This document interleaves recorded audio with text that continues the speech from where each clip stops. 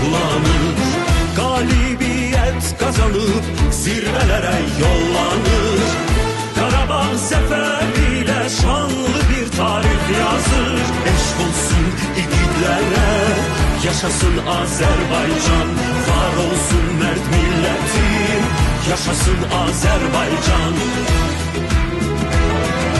Sen galipsen bütün dünya gele benden danışır.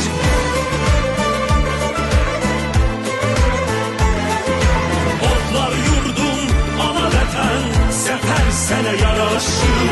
Eşk olsun ikitlere, yaşasın Azerbaycan. Var olsun mert milletim, yaşasın Azerbaycan.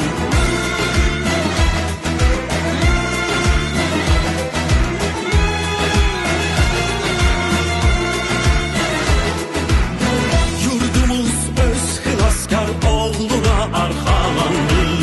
Bayrağımız her karış torpaqda dalgalandı. Bu xalqın qəlbi, ruhu, canı Azerbaycandır.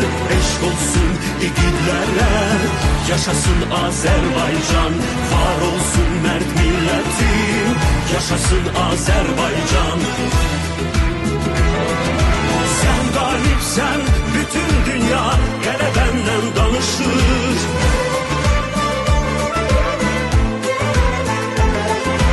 Otlar yurdum ana vətən, sefer sene yaraşır. Eşk olsun ikitlere, yaşasın Azerbaycan. Var olsun mert milletim, yaşasın Azerbaycan.